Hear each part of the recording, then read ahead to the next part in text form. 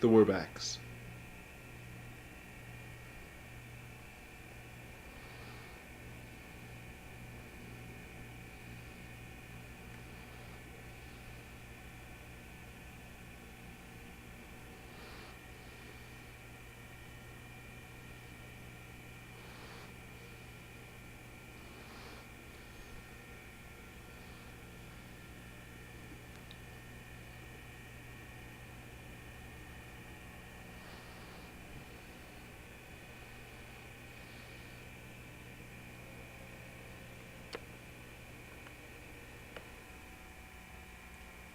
Hello, Adam, and everybody else.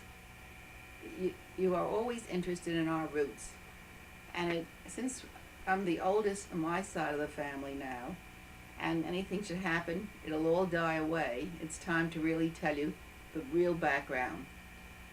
My great great grandfather came over in 1865, more or less the era that Mel always is interested in with Lincoln and his life. In 1865, my great grandfather, whose name was Lewis, lived in a small town. I don't know whether it was Suvok or Kovna. I've always heard the family talk about Suvok Gaborna or Kovna Gaborna. But in one of those towns, there was a great fire, and the house was burnt down. His wife, trying to go back to rescue some of her possessions, was burned to death, and he was left alone with his family of children. The neighbors took them all in, but he had a desire to go to America, and he left for America, leaving his children with his neighbors and family in Russia, and came to New York. From New York, he found some distant relatives in Troy, where he went, and they put him up as a customer peddler. In other words, they gave him a pack of merchandise, and he used to go from town to town selling things, knives, thread, you name it, as much as he could carry.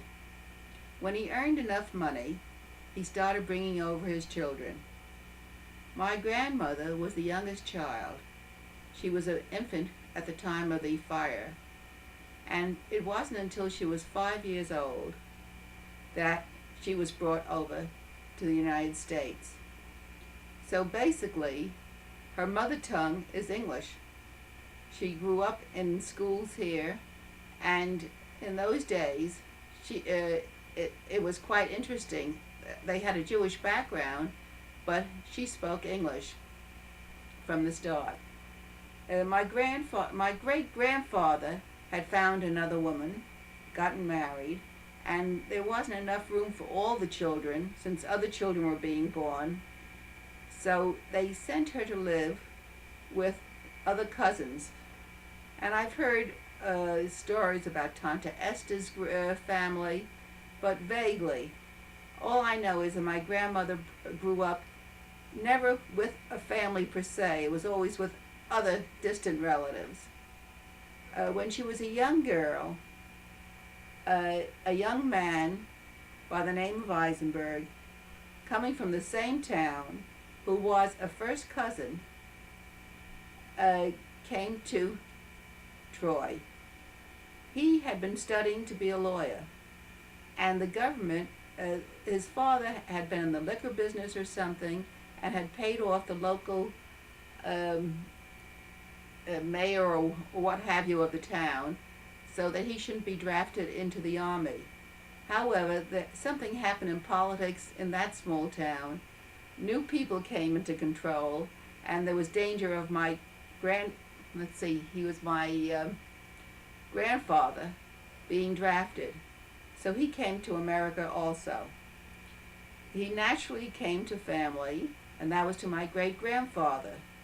And there he met my grandmother. They were first cousins, but they married. And they had 3 children. My Aunt Mary was first, and then my mother, whose name was Eva, and my Uncle Meyer. he wasn't a very strong man, my grandfather, and I heard that he couldn't be much of a customer peddler. He couldn't carry a pack on his back. So he started in a small business, and my grandmother worked with him. And gradually in Troy, they developed a business where they loaned merchandise out on credit. Way, way back in those days, they were basic business people. My grandfather became very active in the temple and the community, and he used to make a lot of speeches, but he was a heavy smoker.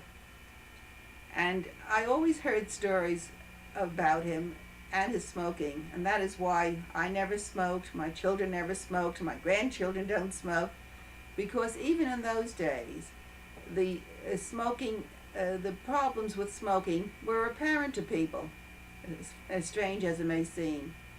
When he was about, my grandmother was only 10 years old, he suddenly lost his voice, and they claimed that he had consumption.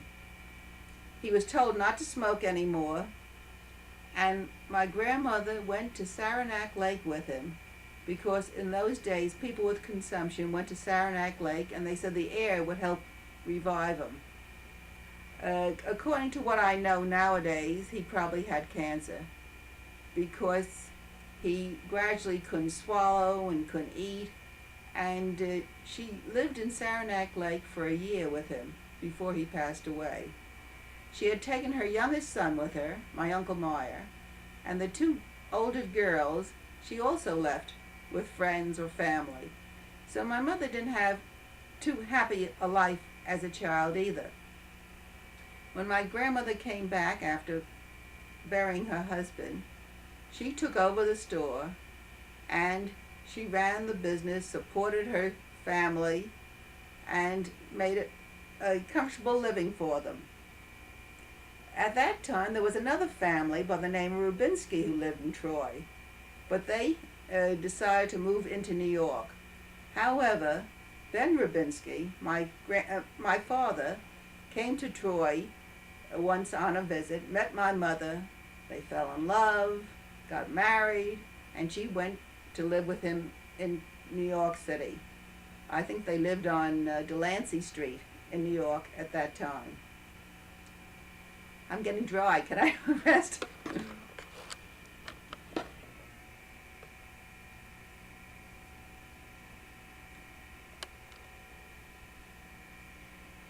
My father, Ben Rubinsky, was quite a businessman.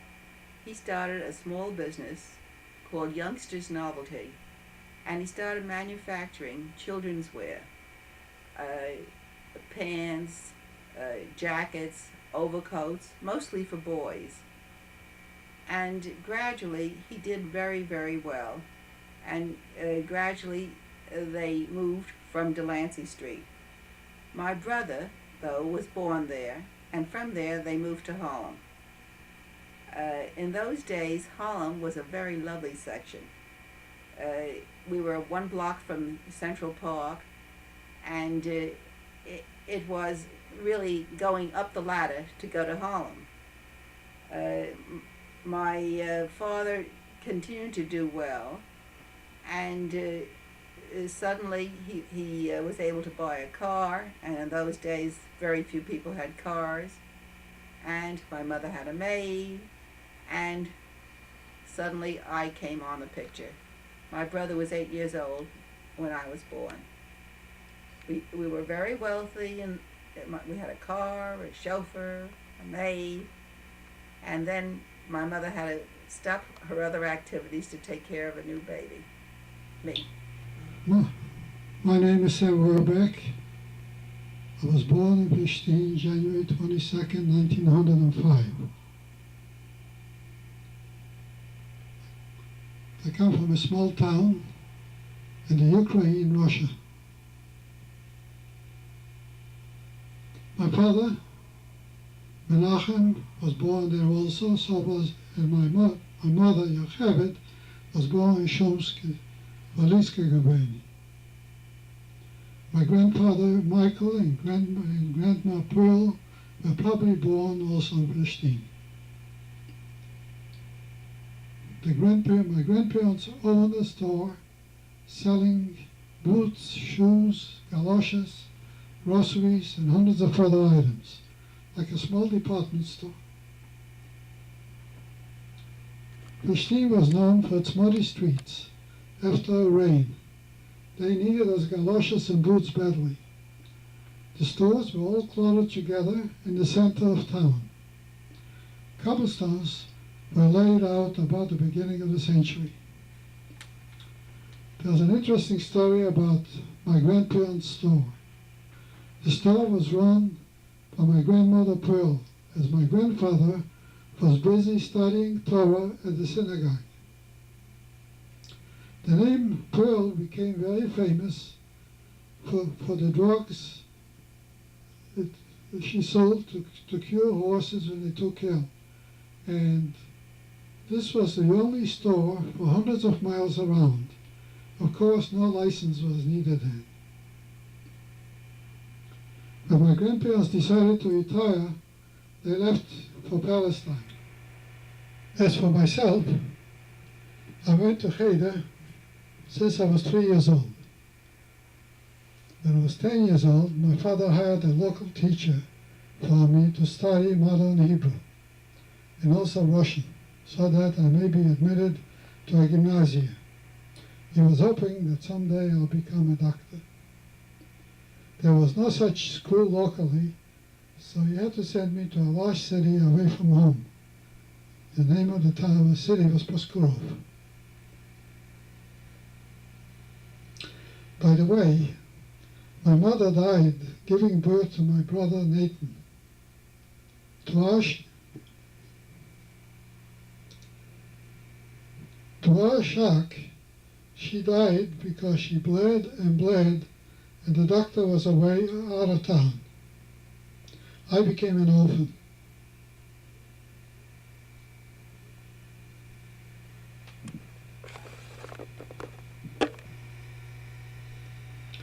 In 1917, there came the Russian Revolution.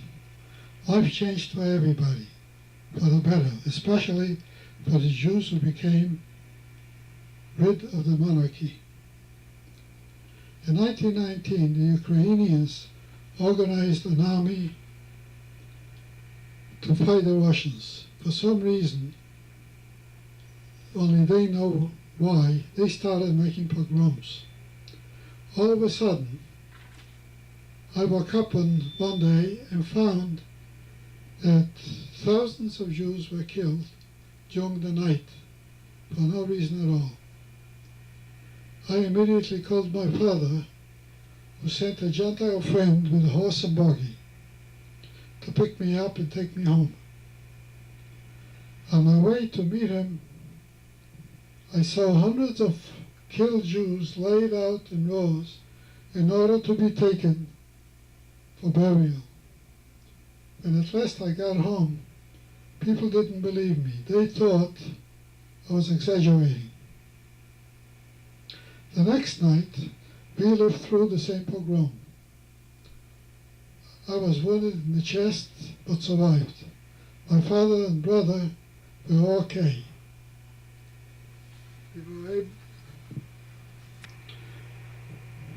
We were able to get away and save ourselves. He hired a horse and wagon to take us to Grandpa Ishomsk. On our way, we stopped at a home where a couple by the name of Werbach lived. We knew that our original name was Hohenstein, but it was changed to Werbach. This is a historical fact why the change was made. Under the Russian Tsar, under the Russian rule, every year the Tsar soldiers would come to a town, kidnap a few Jewish boys, and made soldiers out of them. There was one exception. If the boy was the only one, the only child, they would free him and let him go home. My great-grandparents lived in the same town. They made a deal with this family. The name of the town was Basalia. Wolinska Guberni. They made a deal with him to adopt one of their sons as their own, give him the name Werbach, and save him in case of a kidnap occurs. In the meantime, he lived with his own parents. These people we met knew of this deal and they heard about it. Okay, Grandpa, why don't you tell us something about the pogrom? The first pogrom I was faced with was in Proskurov, where I went to the gymnasium. I got up in the morning and I walked out in the street. It was quiet. And I saw people all around me killed. Of course, it was something I couldn't understand. It happened so sudden. I went over to a telephone and called my father. Because at that time, it was only a short time before they installed a public telephone in Felshtin. Until then, we never had a telephone. So I called him and told him what happened.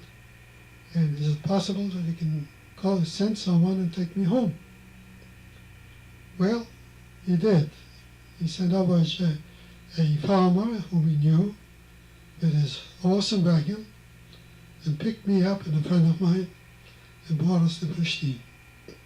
When I came home and I told the people the story, they said, "Oh, we don't believe it. He must be exaggerating."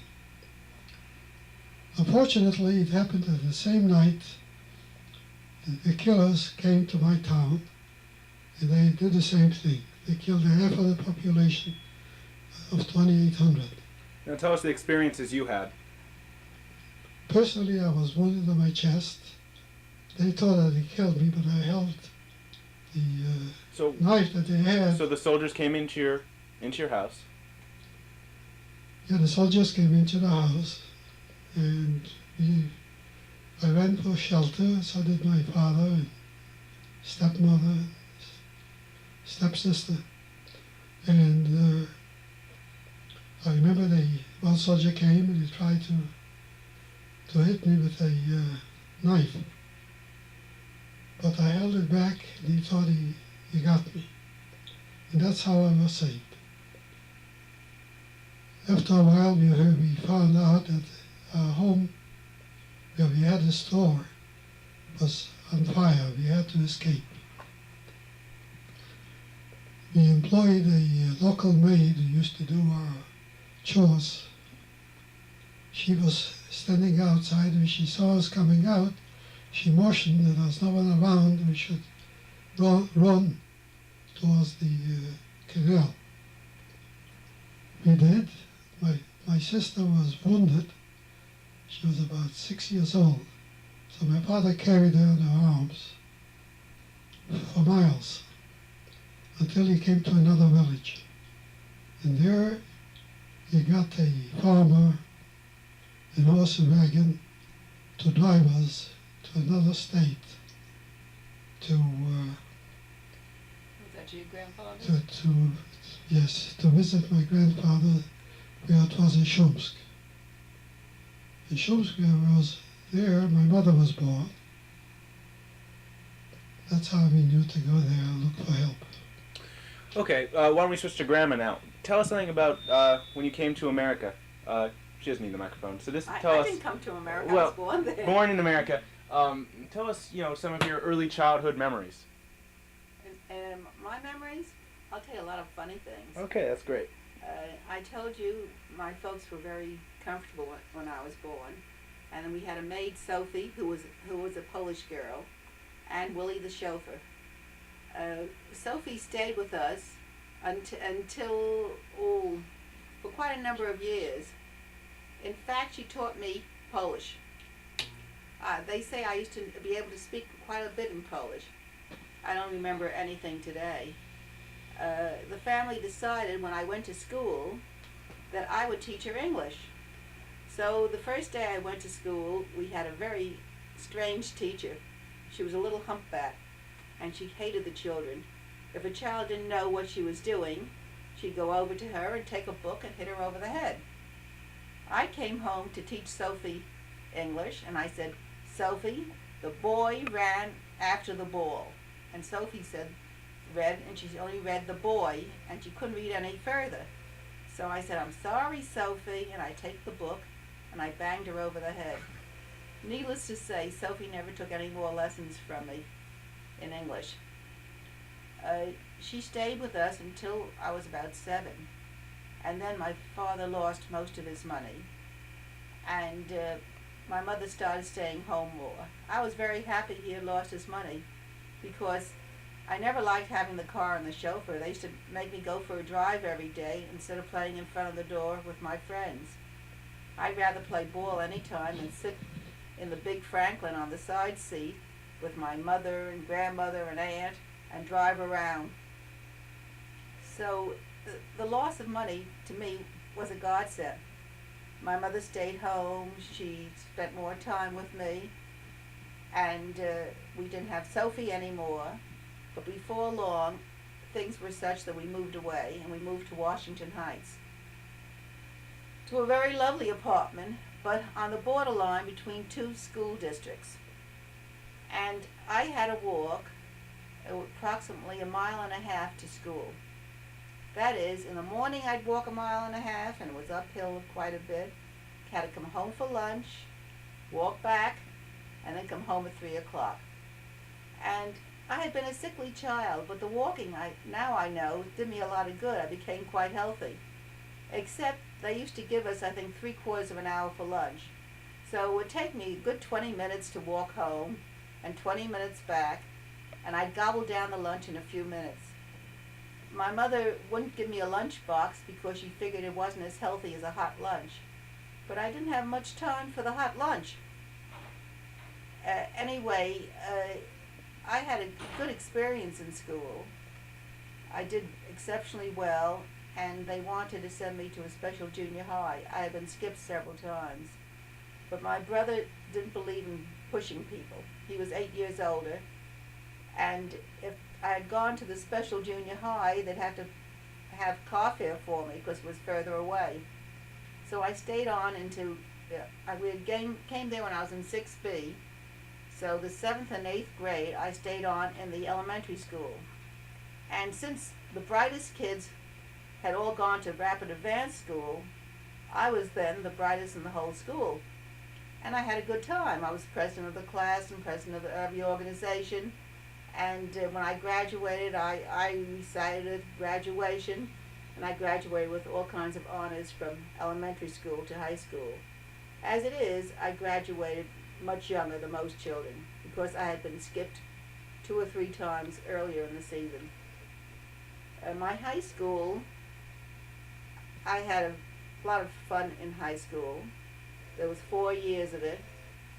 And when I graduated, I was 3rd highest on the list of about 450 children. I got the math medal and the Spanish medal and honors in English and French. I really did very well. But there wasn't money to send me to college. In fact, there was no money for anything. My brother had gone to Columbia College, and he said girls don't need it anyway. So, no college for me, but as far as business school is concerned, that cost money. So when someone came to suggest his school, and he told us the prices, I said, "What would you do if I got extra pupils for you?" I was a businesswoman just like Adam.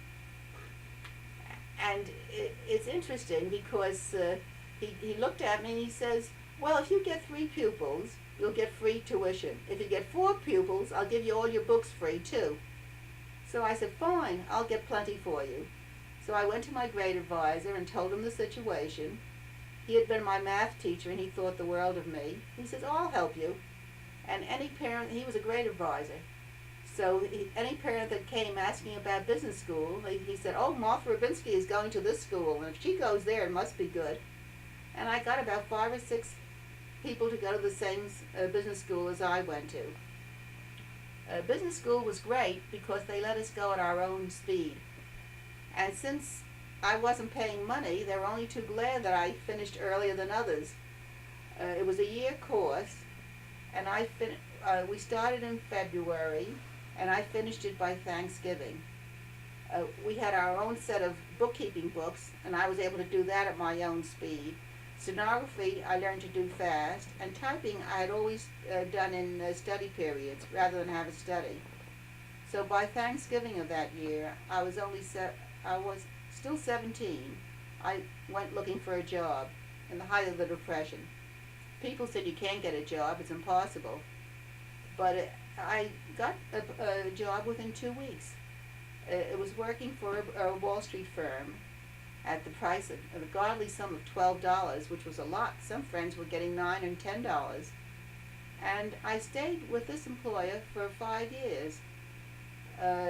He was on 34th, right near the Empire State Building. And it was a very nice experience. I learned to chart stocks, and I learned to do bookkeeping there. I helped take care of the switchboard. I did all kinds of work. Is that enough for the time being? Yeah, why don't we switch to Grandpa now? Okay. Why don't you tell us a little bit about what you were like, at about age 20, around the same time Grandma's talking about?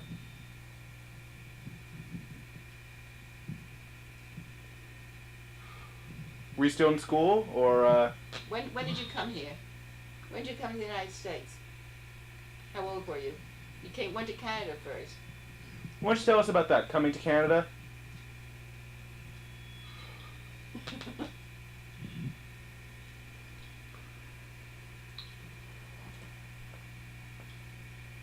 After staying with my grandfather in Shums for about a year, I decided my father left me and my brother there. He went back to town to find out if there's anything left of the house. And a year later, I decided it's time for me to Emigrate. To come home. Yeah. I came home to Felshtin. We decided that we should leave the country and go to America. It just happens that at that time, a delegate from New York came to the town to see what's happening in order to report to the Landsbishop Verein what's going on. But before he left for America originally, he came to my father to borrow some money for fare. So my father loaned him 200 rubles. At that time, it was a lot of money. My father never expected ever to get it back. But this time he came in and he gave my father the 200 American dollars and thanking him for what he did for him. This gave us a start and a good reason to think of America.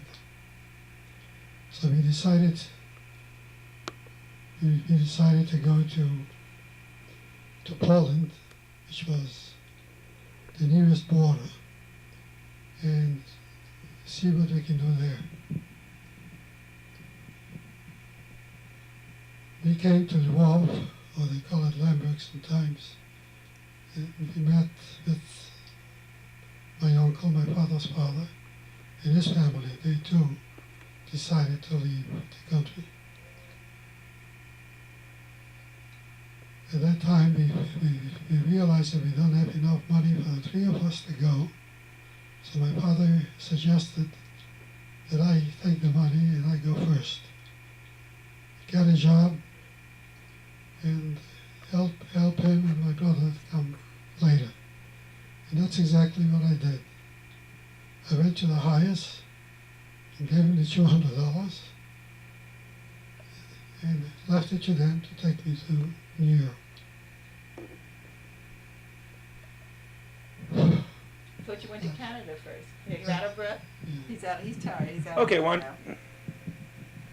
don't you switch back to yourself and tell us, so you're working on Wall Street now. Working in Wall Street, and I loved it. Where are you living? Are you living with your... I'm living with my folks in Washington Heights. Okay. And of my $12 a week, I had 50 cents a week car fare. I also took care of the phone bill because that was my donation towards the family. which amounted to about $5 a month, so it was $1.50 a week. That's $1.50. Lunches, I never spent more than 25 cents for lunch. And I had to supply myself with all my own clothes. I bought dresses and shoes, and out of the $12 a week. In fact, I managed to have enough to furnish my bedroom. I bought a little dressing table, and I bought an armchair, sleep sofa. I felt very affluent with $12 a week. And in the 5 years, I saved $1,000 on that little salary. Quite a businesswoman. Yeah, businesswoman. I starved. You know, a very good lunch that I used to have.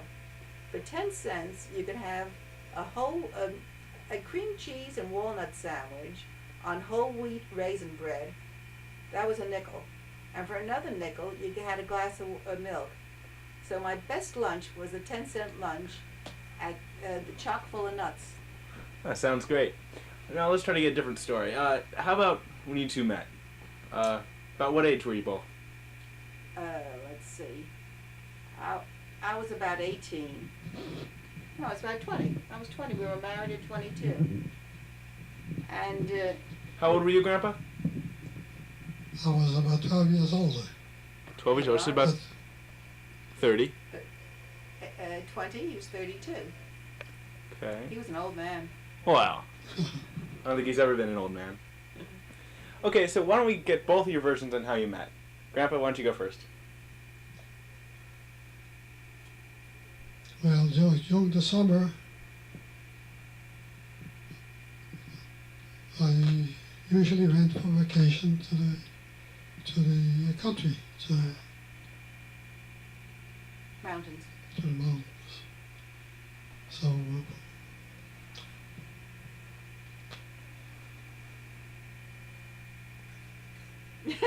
Laurel's Country Club. I forgot Okay, I think I better tell the story. Okay, well what... This Okay. time I decided to go to Laurel's Country Club. And Was this with your family? no, but just by myself.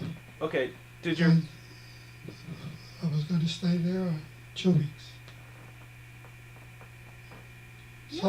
Somehow there was a brother and sister came at the same time, and the waiter looked to see where to put him. He decided to put him at my table. Looking at him, I liked the young lady very much. And I said, fine. This is how we met.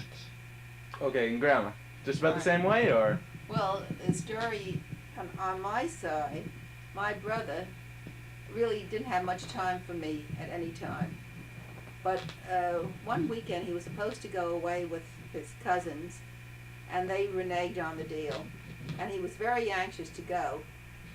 So he said, how about coming with me for the weekend? Of course, I was earning enough money to pay my own way, but he was driving. So it was the first time I've ever gone to a hotel. But we went together, and we each got a room. I was booked in with 2 or 3 other girls, and he had a room with 3 other men. It was a very strange hotel, that hotel in Sackett Lake. When we were getting dressed to go down for dinner, someone knocked at the door, and we had a connecting bathroom. And on the other side of the bathroom was a room with 4 boys, and they came in. It was a very free-for-all place.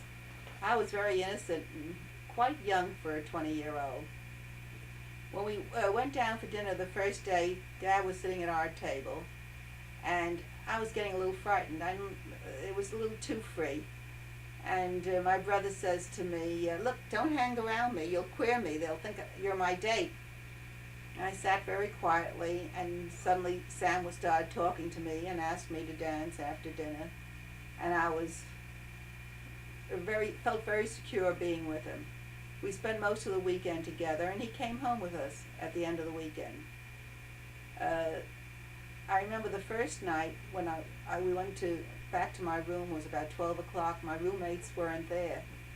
And and I went to sleep, and I woke up about 2, 3 o'clock, and they had come in for their robes, and then they disappeared. I got up the next morning at 8 o'clock. I was the only one in the room too. It was a wild place. In those days they had wild places too. And after that, when we came back, Dad called up and we dated, and I always felt very secure and at ease with him. All right. And now that man I proposed. You proposed? It took a year. You remember how? Yeah, we were playing chess. Okay, Grandpa, why'd you say that? I was delighted to see Martha being a good chess player. So I used to play chess with her. And it was going over my mind, how do I propose? And that was the best opportunity for me to propose at a chessboard. It was lucky for me. She said yes. Yeah. And a great couple was born. Oh, look at the grandson we have as a result. Okay, well, why did you start? So you got together then, and did you move in together, or where In did those you? days we didn't move in together. Okay, well, when He lived all the way out in Brooklyn, Okay, and it was a good hour and a half by subway to Washington Heights where I lived. okay. And he used to call for me and take me out, and then bring me back and sleep on the subway going home. Quite a long haul. Yep, we dated for a long time, for a year, And he proposed to you. and he had very little money. Okay, and did you get married What was soon? the business? What do you mean? Yeah, so you were a businessman. Both of you were into business. So what year was this that you proposed? Let's see, we were married in 38. Okay. He proposed in 37, we were married in 38, Was and it Mel in was a- born in 40. Okay, was it in a temple or Oh yes. No, in a hall. in a hall? In those No, days, in a sure. restaurant, In a Trotsky's. restaurant, Trotsky's. A very kosher restaurant. And it was an afternoon wedding because an evening wedding was expensive. But I was dressed as a bride, and I saw the I was bill. dressed as a groom. No, and we had a week's vacation we took. Dad had an old Oakland, a car he paid $75 for. And it wasn't even his, it was half his, because he had a partner in his business. And the car belonged to the business, so we only had to pay $37.50 for it. So tell me something about your business at the time. I went to the jewelry business, wholesale. How did you decide to go into that? That's a separate story. It'll take you all evening. Originally, I had a retail store selling pocketbooks, luggage, and jewelry. And one day, a salesman who used to sell me the pocketbooks came in to tell me that he has a retail store and he would like to sell jewelry. Would I give him my jewelry on consignment? And whatever he can't sell, he'll return. And I should put on 25% profit. I liked the idea because I figured this will take me out of the retail business for a while. And I did it. And after a few months, it did so well, I started going to other stores and small department stores, offering them the jewelry on consignment in the same way. And I found a few stores that agreed, and I started having a nice income this lasted until 1929 when the Depression came. And then everything fell apart. And I had to take all the jewelry back and wait for some time before I went into business again. Then, when I decided it's time to go in business, I had a friend of mine who knew the costume jewelry business, suggested we should go in partnership. We rented an office on Fifth Avenue, 246 Fifth Avenue. It sounds very good because Yeah, sounds great. but this was an old building, corner 28th Street, with small small little offices, but it was a good start. And so we started this business. It was pretty successful at the start, until I had a proposition from another man who was an old-timer. He wants to join us in partnership. So my partner says, one partner is enough. And he doesn't want any more partners. I didn't like the idea because this partner wanted to invest extra money, and it meant spreading out. So if he refused to join, I went to this new man and I told him I'll accept this proposition. Then I went back to my partner and said, since you don't want to join, we have to split up. And we did. And so I started a new business. That time I opened a new store on Canal Street. Now, I'll tell you a little about the store. It was a half a store. Most stores were large, but this was built so it was half a store. In the front of the store, there was a little section they rented out to a watchmaker. So they had three-quarters of a half a store. And the rent wasn't too high.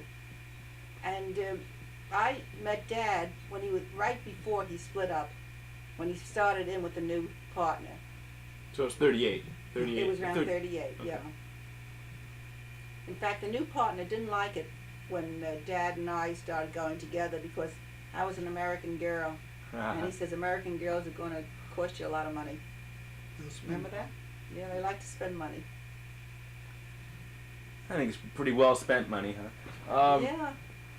Okay, now why don't you tell us, my father, Melvin Werbach, was born in 1940. Right. Okay, and Joan was Born. And she was born in 48. He was born in November of 40, and she was born in 46, January of 46. They're really 5 years apart. Okay. From November to January. And your life changed with the new children? Well, Dad started making more money. Oh, that's always nice. And gradually, the war came on, truthfully, while we lived through the war and the draft and what have you. We were very lucky. I was pregnant. No, I wasn't pregnant with Joan. Mel was born. We had a child, and there was a draft, and Dad luckily had a very high number, so he wasn't called up. My brother was called up, my brother-in-law, and our business was doing very, very well during the war. They gave us special allotments, and business was really going fine. I was pregnant with Joan at the time of the armistice, when war was, and we had a great roof party, I remember, on our apartment house. We have movies of it, all of us prancing around, and I'm with my belly with everybody else. But that's when things started doing better. And when Mel was 10 years old, we moved to our home in Westchester. Now that wasn't more than a home, it was more like an estate. Why don't you describe it a little more? To all our friends, it was like an estate. It was an English manor home, and it was a beautiful place. I really didn't want a place as large as that, but Dad wanted a lot of land. He felt that was important, and I wanted a place where I could be next door to my neighbors. But instead, we had a whole block square. You had flowers and a garden. We had a steady gardener, and we had a sunken garden.